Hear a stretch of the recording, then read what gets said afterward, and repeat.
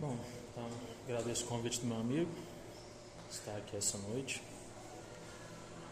A gente vai conversar um pouquinho lá no livro Pão Nosso, lição 84, levantando mãos santas. Tive até um pouco de dificuldade, até conversando com minha mãe essa semana, com alguns amigos também. Como preparar esse tema? Como falar de uma maneira que nos fizesse refletir, principalmente nós trabalhadores espíritas, como tocar aqueles que vêm frequentar até na nossa mudança fora daqui. Até pelas reflexões, tanto no texto de Paulo, que está ali no início do capítulo, quanto na própria lição ali de Emmanuel ao longo dele. Então aí, no trechinho de Paulo, ele começa dizendo o seguinte, está lá em Timóteo, capítulo 2, versículo 8. Quero, pois, que os homens orem em todo lugar, levantando mãos santas, sem ira, nem contenda ou controvérsia. Orar em todo lugar. Quem aqui realmente faz oração todos os dias, a qualquer hora e qualquer lugar? Quando acorda, na hora da refeição, no meio ali do almoço, no finalzinho da tarde, à noite, quando está com problema, que é mais fácil, quando está feliz, em alegria, quando conquista algo. Quem lembra de fazer oração em todos os momentos? Porque a gente volta lá em Jesus, ele diz: onde estiver 2 ou 3 reunidos em meu nome, aí eu estarei no meio deles. A gente pensa que há 2 ou 3 pessoas físicas, no sentido matéria. Mas quando a gente olha que Jesus já sabia que existe um mundo espiritual, 2 ou 3, ele não estava contando com o nosso mentor ou anjo da guarda? Ou seja, sabendo que a gente tem que a oração verdadeira é aquela feita de coração, se fizermos uma simples oração de coração, sabendo que o nosso mentor já está junto, Jesus já está ali no meio. Ou seja, não precisa de ninguém para fazer oração conosco. É só fazer e Jesus já está ali no meio. Então já tem 3. Eu, meu mentor e Jesus. Deus, sendo onipresente, está em todo lugar, tem 4. O nosso obsessor, ou os nossos obsessores, querendo ou não, vai estar ali ouvindo. Ou seja, tem 5 ou mais, numa simples e pura oração. E quando paramos para refletir nesse momento de oração verdadeira? Quantas vezes fazemos essa oração por dia? Para fazer o culto, eu tenho que estar com fulano de tal, porque sozinho não dá para fazer. Sozinho? Mesmo? E aí, não dá para pegar uma mensagem, fazer uma leitura junto com a água, prece inicial, leitura, prece final, já é um culto, sozinho, ali. Mas já tem a água frutificada, tem a mensagem, tem a presença dos Espíritos, tem Jesus, tem Deus. Qual que é a nossa desculpa? Aí ele fala sem ira e sem contenda. Contenda poderia ser interpretado como controvérsia, ou seja, sem hipocrisia. A famosa oração da boca para fora. Nós estamos realmente levantando nossas mãos em quesito santo? Nós realmente estamos levantando nossas mãos sem sermos hipócritas? Sem sermos controversos com aquilo que estamos fazendo dentro de um templo religioso? E aí, como estão as nossas mãos santas? Levantamos em oração, apontamos para o alto, às vezes de joelhos, sentado, deitado, não importa. Todos nós somos santos? E aí? Todos nós fazemos tudo certinho, bonitinho, Porque muitas vezes cobramos de outros uma perfeição inexistente. Afinal, Kardec já disse que perfeito é só Deus. Fazemos alguma coisa neste mundo de maneira extremamente perfeita? Nós, meros mortais, no nosso dia a dia, nos nossos afazeres. Não estou falando daquilo que não somos aptos, ou daquilo que não damos conta de fazer, mas daquilo que nós dominamos. No assunto que nós dominamos, fazemos tudo completamente perfeitos. Eu como engenheiro, minha mãe como professora, a doutora como médica. Fazemos tudo exatamente perfeitinho ali, sem cometer nenhum tipo de erro.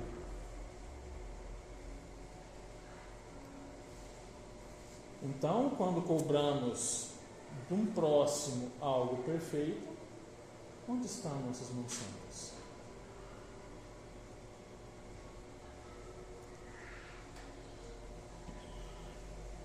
Nós vemos, isso já está meio que até escancarado para a sociedade, desarmonias em templos religiosos. O que está havendo com aqueles que se dizem cristãos?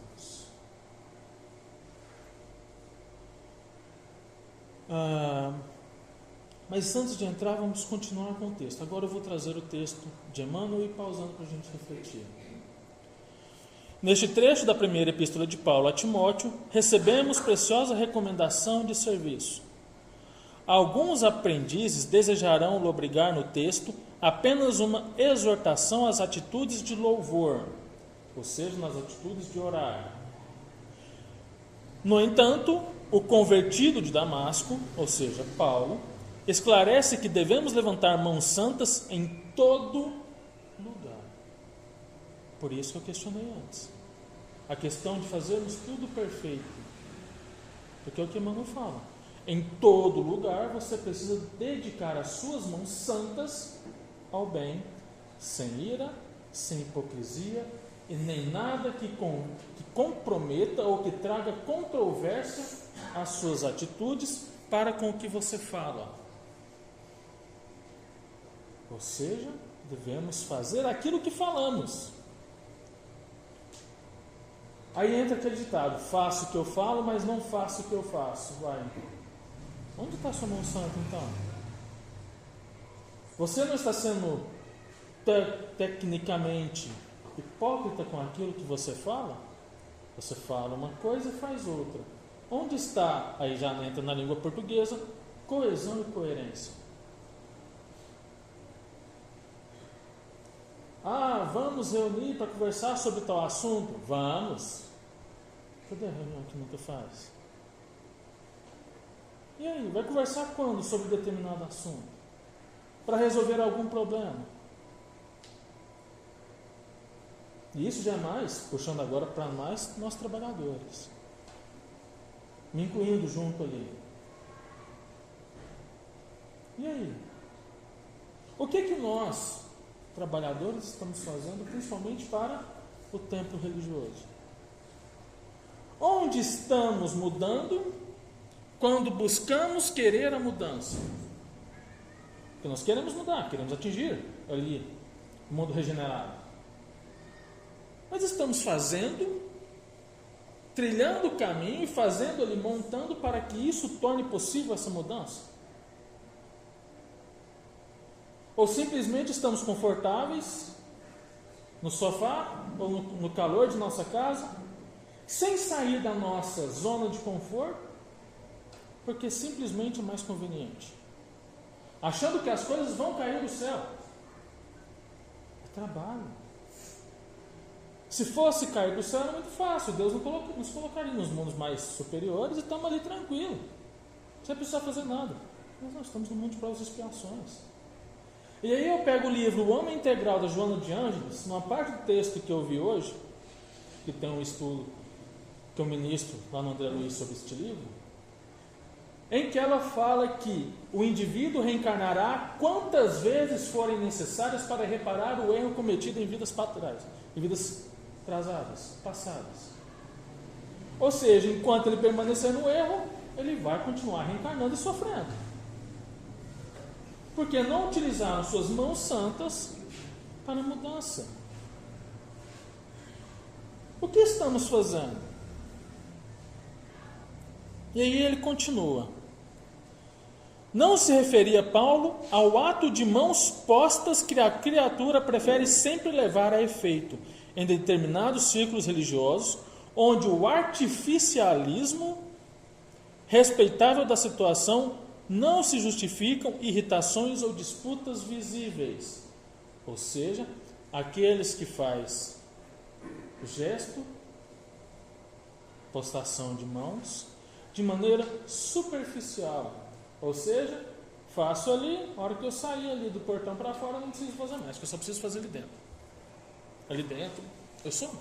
A hora que eu sair ali, eu sou eu, vou com a minha vida normal, tudo bonitinho, tudo bacana, tudo beleza. Será que é realmente assim que a gente deve fazer? Aqui dentro um, lá de fora outro, está tranquilo.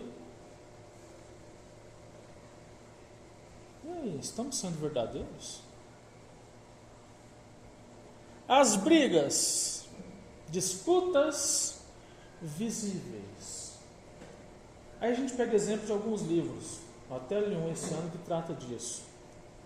Quantos templos religiosos não findaram, ou seja, não chegaram ao fim por simples disputas internas?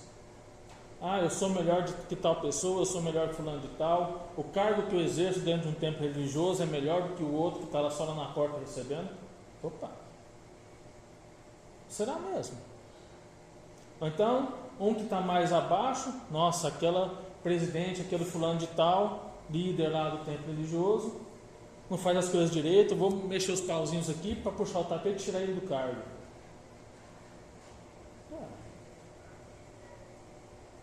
Para quê? Não existe um tempo de Deus, tempo divino? Cada um ali não é importante para que funcione? A pessoa que chega e que abre, a pessoa que coloca as águas, a pessoa que faz o passe, a pessoa que organiza tudo, que tem que lidar com os papéis, que tem que lidar com os problemas, toda a parte secretariado, que é quem lida com as finanças, a pessoa que limpa, a pessoa que organiza. Vai, e aí? Um exemplo, nós chegamos hoje, a pessoa que tinha a chave passou mal, não pôde vir. Estávamos ali de fora. Essa pessoa não é importante? O dia que essa pessoa não vem, não gera um transtorno? Vai, e aí? Só porque está num alto cargo hierárquico, quer dizer que você é melhor que todos? Isso é para todos os templos religiosos. Tanto que ele não fala aqui de espírito, ele fala os cristãos, ele fala dos religiosos.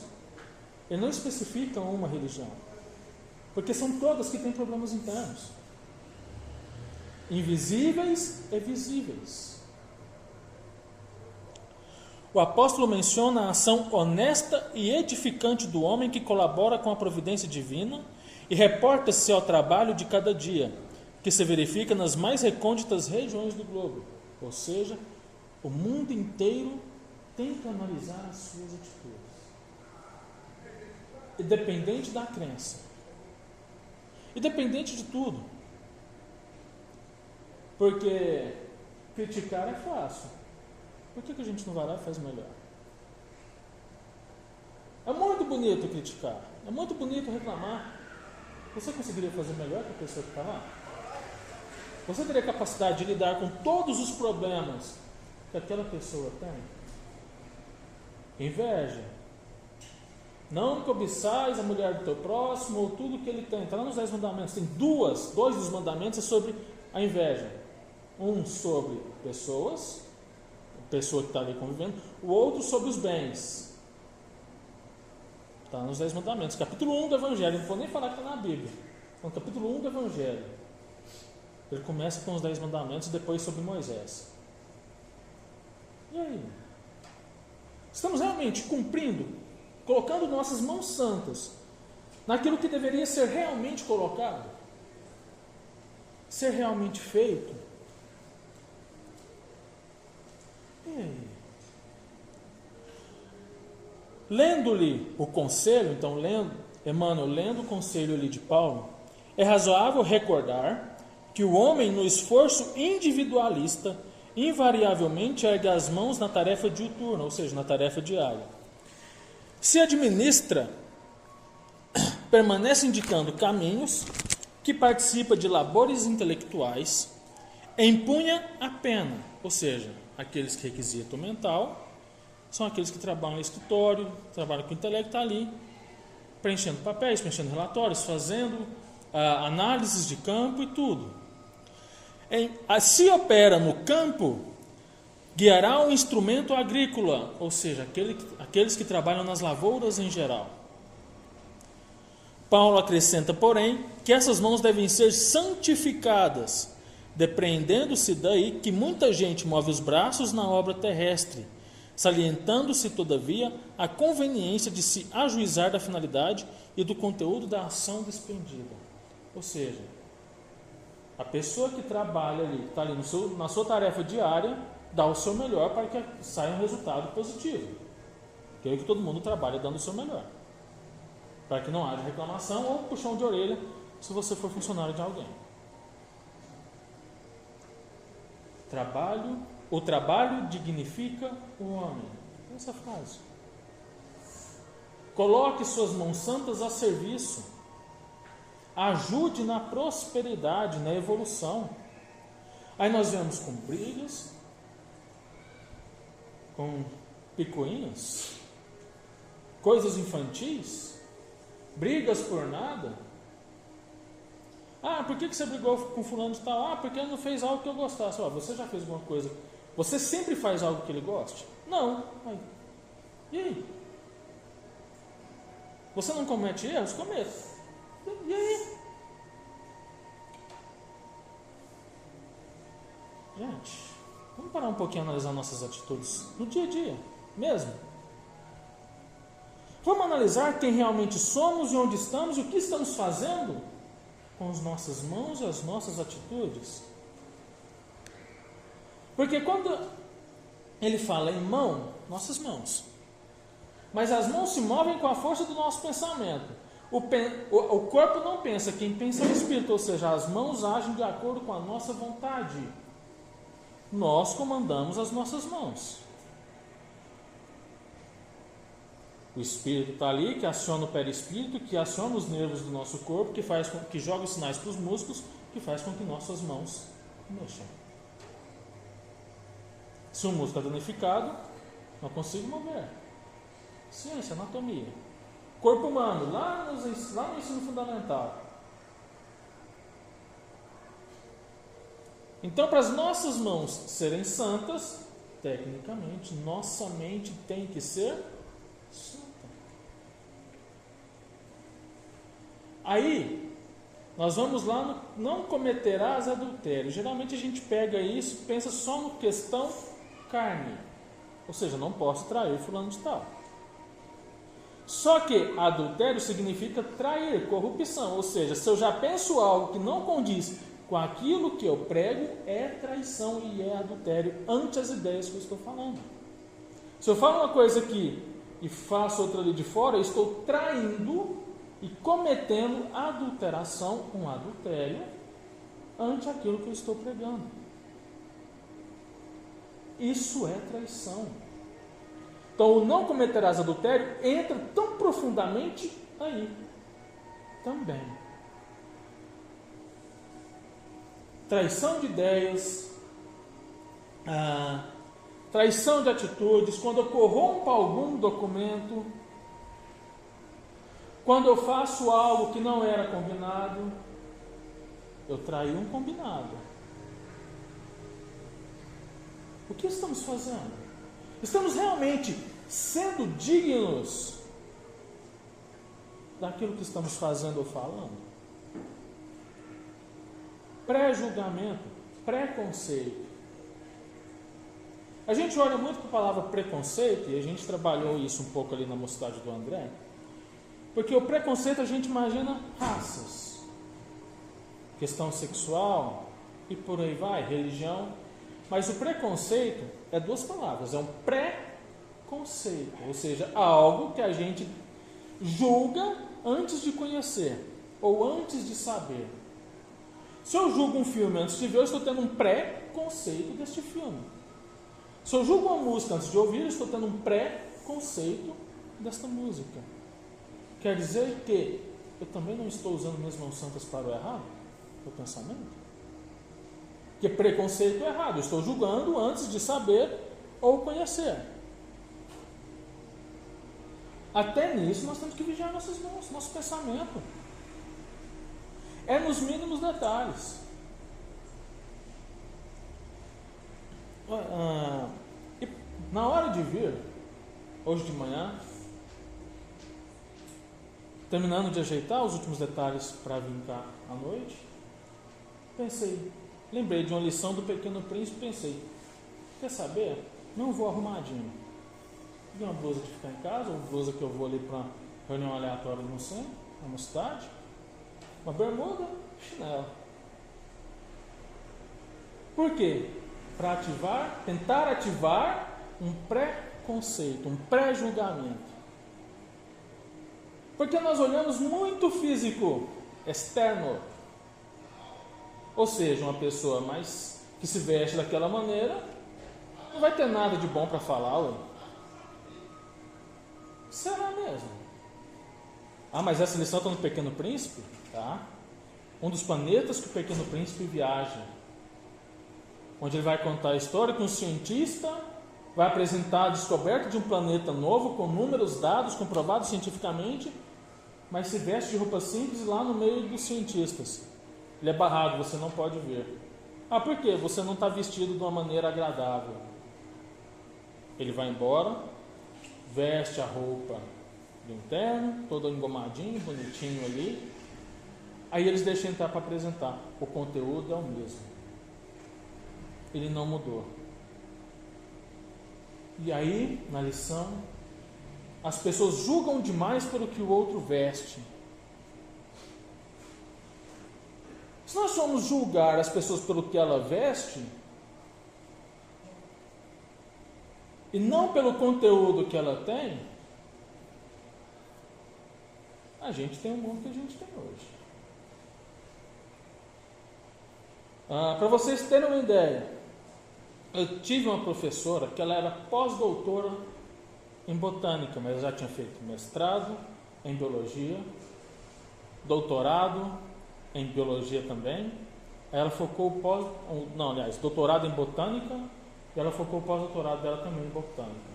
Ela é pós-doutora. Se vocês vissem ela no dia a dia, você não imaginar que aquela mulher é uma pós-doutora. Tatuada, veste desleixadamente, cabelo curto, bota desgrenhada,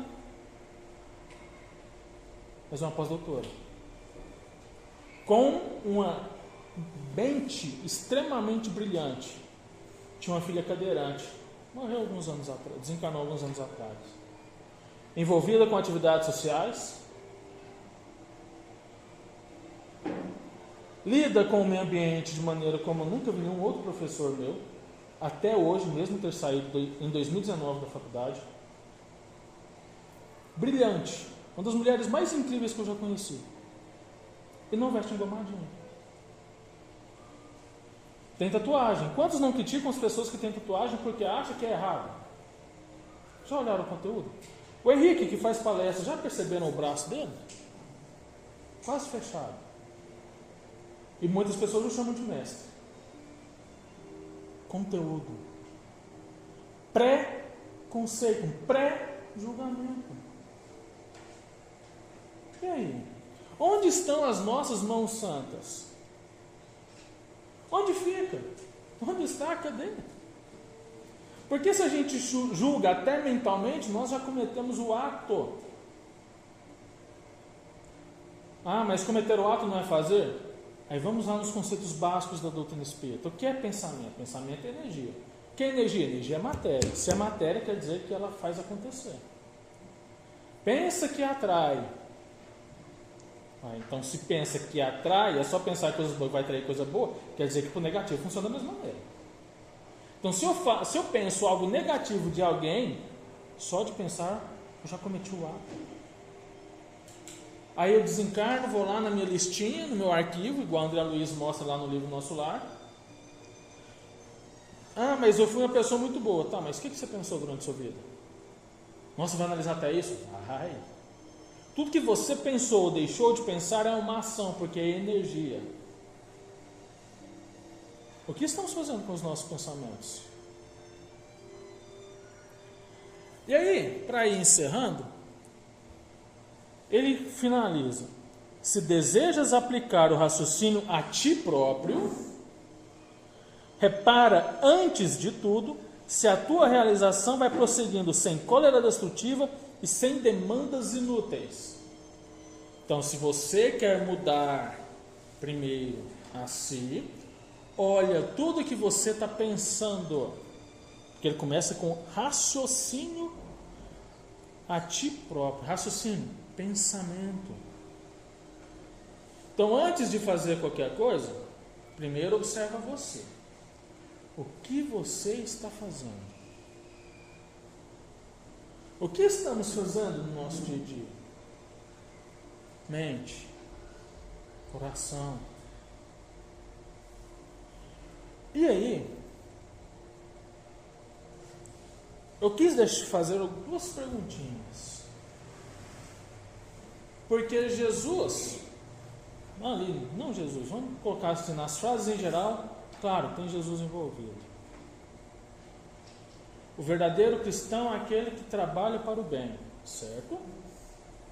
O verdadeiro espírita é aquele que tenta modificar as suas más tendências e controlar os seus maus pensamentos. É algo assim. Está lá no Evangelho, sobre o verdadeiro espírita. Controlar as más tendências. Aí eu pergunto, o que é ser espírita? Será que nós espíritas paramos já para pensar nisso? O que é ser espírita? Se o verdadeiro é aquele que tenta, ele não está falando para controlar, ele está falando tenta. Você pelo menos tem que tentar. Se você pelo menos tenta, ali no dia a dia, tenta corrigir, você já é um verdadeiro espírita. Então, o que é ser espírita? Nós estamos tentando realmente mudar as nossas atitudes e pensamentos? Estamos realmente tentando ser nós mesmos dentro e fora do centro? E aí? Ou colocamos aquela máscara bonitinha aqui dentro e lá de fora nós retiramos nossa máscara? E outra, no templo religioso, agora falando do espírita, no centro espírita, no trabalho, em casa e na rua. Ou são 4 máscaras diferentes? E aí? Se fazemos isso, não estamos controlando nossas más tendências. Por quê? Porque eu estou enganando. Eu estou adulterando a minha personalidade. Estou adulterando quem eu sou. Por quê?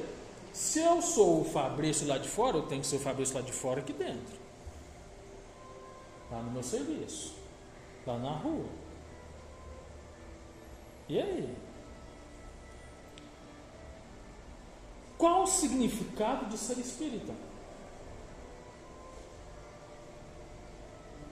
Estamos agindo de acordo, não vou nem citar os zilhões de livros da doutrina tem. Estamos falando de acordo com 7. Livro dos Espíritos, Evangelho, Céu e Inferno, a Gênese, Livro dos Médiuns, que é Espiritismo e Obras Póstumas. Estou falando só de Kardec. Não estou nem falando de nenhum outro. Os 400 do Chico, os outros tantos da Ivone, os outros tantos do Bezerra. Não, estamos pegando essas 7 principais e tentando fazer o certo. Eu não estou indo longe. Estou falando só de 7. E é fácil, porque só no Livro dos Espíritos são mais de 1019. Por que mais de 1019? Porque tem perguntas que tem A, B e outras que tem C. E cada uma é uma pergunta, ou seja, vai além das 1019 que está ali enumerado. O Livro dos Médiuns tem outras tantas, A Gênesis tem outras tantas. Céu e inferno tem outras tantas. Está ali. É só a gente pegar e fazer. Estamos realmente colocando nossas mãos naquilo que é certo, naquilo que deveria ser feito. Não estou falando nem de ser espírita, estou falando de ser cristão. Vamos pegar Jesus. Ensinou o amor, ensinou que devemos amar os nossos inimigos, ensinou que devemos perdoar, ensinou que devemos amar a nós mesmos, ou seja, se não nos cuidamos, aí não estamos fazendo o que Jesus disse. Ensinou que homens choram, ensinou que ter dor não é fraqueza, ensinou que ter luto pela perda de alguém não quer dizer que ele é um problema, ou seja, a pessoa pode ter o luto. Ele, em seus momentos de dor, estava triste, ou seja, as lágrimas podem cair para limpar a tristeza do coração. Isso é Jesus. Ah, mas sim, na psicologia é do maior psicólogo de todos. Ensinou que devemos ser firmes, ter disciplina. Ele foi firme com os vendilhões no templo. Aqui é a casa do meu pai, vocês não vai fazer o que vocês querem aqui não. Virou para os apóstolos e disse assim, assim, assim. Quando os apóstolos falhou ali, ó, homens de pouca fé, firme, mas nunca machucou ninguém, com a sua firmeza. Ele cobrou, foi disciplinado, exigente sem agredir, firme sem descontar em ninguém. Aí vamos nós, ficamos bravos com um pouquinho, querendo descontar nos objetos, nas coisas, em Deus e no mundo. E aí? Ter seus momentos de revolta? Pode ter. Não foi Jesus que disse: Pai, por que me abandonastes? Na solidão ali, na cruz. Pai, perdoe-os, triste. Pai, perdoe, eles não sabem o que fazem. Ele estava triste, chorava. Aí nós vamos lá, vira para a criança: para de chorar que o homem não chora. O que nós estamos fazendo com as nossas mãos santas? O maior dos homens chorou. Quem somos nós para falar que o homem não chora? Que criança e adulto não pode chorar, criança e adulto não pode sentir dor. O maior dos homens sentiu. Aí nós vamos lá, na nossa hipocrisia enorme, e falamos: você não pode sentir isso. Não pode por quê? É novamente. O que é ser cristão? O que é ser espírita? Qual o significado de ser espírita? Se a gente tem mais entendimento que muitas das outras religiões, não falando que a gente é superior, pelo contrário, nós somos mais falhos, que não fazemos o que eles fazem. Nós estamos abaixo. Tem pessoas deixando a doutrina para ir lá. E aí? Qual o significado de ser espírita? Ter um monte de informações e não fazer. Gente, é só olhar, ler e fazer. E aí? Vamos refletir um pouquinho em quem somos nós e como devemos fazer as coisas. Porque aí, pode ter certeza, que só fazer no mínimo do mínimo, que é só amar o próximo, só perdoar, só ajudar alguém que está necessitado, só ouvir alguém que precisa ser ouvido, nós vamos ter o consolo do lado de lá. Só fazer uma simples oração de coração, nós vamos ter Jesus do nosso lado. É só isso. Mais nada. Então vamos refletir um pouquinho. O que é ser espírita e qual o sentido de ser espírita? É isso.